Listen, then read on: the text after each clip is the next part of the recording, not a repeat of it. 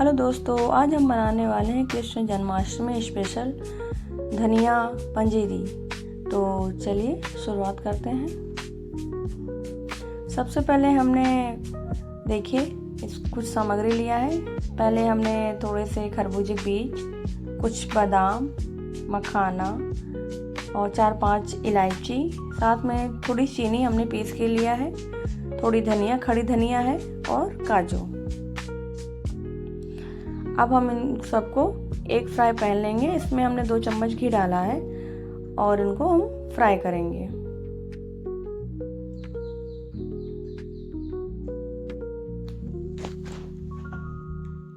ये देखिए हमने घी डाल दिया है और ये गरम भी हो गया है। अब गैस की फ्लेम है हम थोड़ा धीमी कर देंगे। पैन जल्दी गर्म हो जाए इसलिए हमने फ्लेम को तेज किया था, लेकिन ड्राई फ्रूट्स जो हम फ्राई करेंगे वो धीमी आंच में, वरना सब जल जाएंगे। तो देखिए कि अच्छे से हमारा गर्म हो गया है। अब हम चलिए एक एक ड्राई फ्रूट्स मेवे डाल के फ्राई करेंगे। तो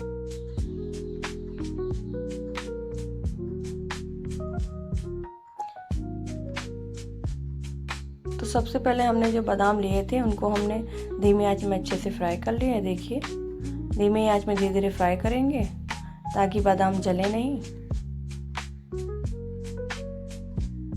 इनको इस चम्मच की सहायता से आप चलाते रहिएगा, वरना एक तरफ ये ज़्यादा जल जाएंगे। तो हम इनको देखिए चलाते हुए इनको धीमी आंच में हमने फ्राई किया है।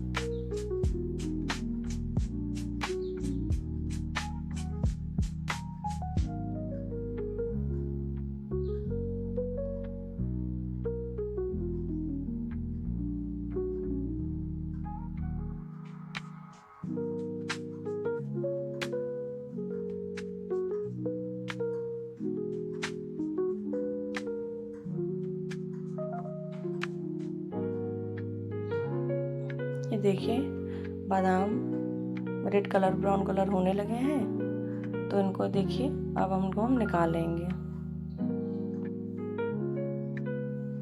ये बादाम सारे हमने निकाल लिए हैं पैन से। अब इनमें हम काजू डालेंगे, इनको भी धीमी आंच में फ्राई करेंगे।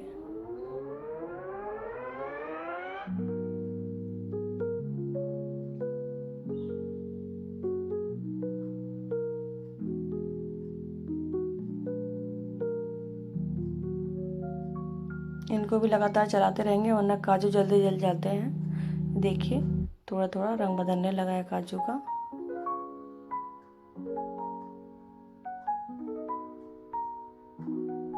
अब इनको भी हमने एक प्लेट में निकाल लिया है। अब हमने मखाने डाले हैं, इनको भी धीमी आंच में फ्राई करेंगे।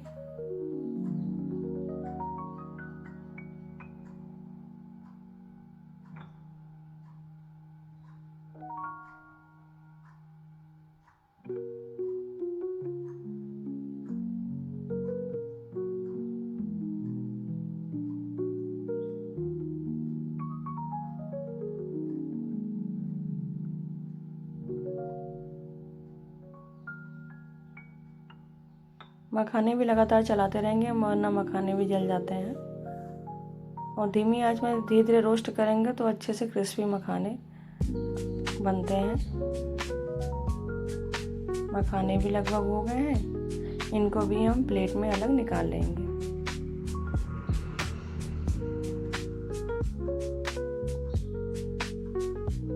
अब लास्ट में हमने खरबूजे के बीज लिया है, इनको भी हम फ्राई करेंगे।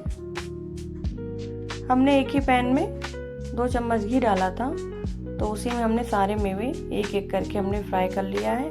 ये देखिए बढ़िया खरबूजे के बीज चिटकने लगे हैं, तो ये बढ़िया फ्राई हो गए हैं। अब इनको हम निकाल लिए हैं। लास्ट में हमने जो खड़ी धनिया लिया था उसको भी हम धीमी आंच में धीरे धीरे फ्राई करेंगे। ये बढ़िया खुशबू आने लगेगी, तो इसको धीमी आंच में धीरे धीरे हम भूनेंगे। अच्छी इसमें स्मेल आएगी।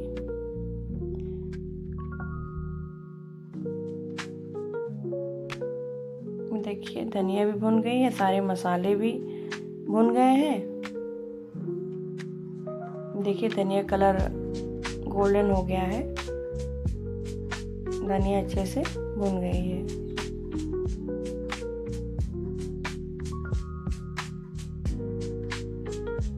अब इसको हम एक प्लेट में निकाल लेंगे, थोड़ा ठंडा होने के लिए रख देंगे।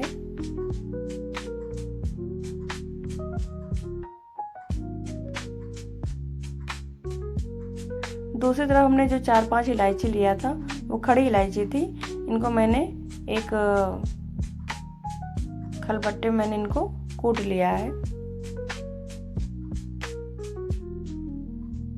इनको कूट के एक बारीक पाउडर बना लेंगे। आप चाहे तो बाजार से रेडीमेड पाउडर इलायची का आता है वो भी ले सकते हैं।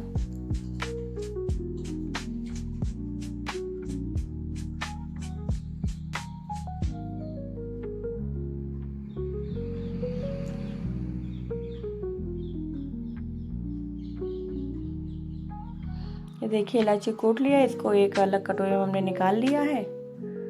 और ये देखिए धनिया भी ठंडी हो गई है। अब इसको एक मिक्सर जार में हमने इसको निकाल लिया है और इसको मिक्सी में हमने पीस लिया है। ज़्यादा बारीक धनिया नहीं पीसेंगे, थोड़ी सी दरदरी ही पीसेंगे। चाहे तो आप इसको सिलबट्टे में भी पीस सकते हैं, थोड़ी सी दरदरी। ये देखिए धनिया बढ़िया हम पीस लिया है और इसकी कितनी अच्छी खुशबू आ रही है, बढ़िया महक रही है धनिया। इसको हमने एक बाउल में निकाल लिया है। अब इसमें जो हमने सारे मेवे फ्राई किए थे वो सब एक एक करके हम इसी धनिया के पाउडर में सब डाल देंगे।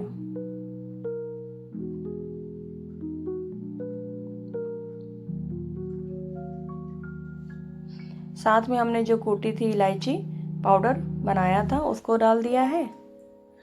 और हमने जो पीसी चीनी लिया था वो मिठास के अनुसार डाल सकते हैं। आप चीनी जगह मिश्री का भी प्रयोग कर सकते हैं। हमने चीनी डाला है। अब इन सबको हमने अच्छे से मिक्स कर दिया है।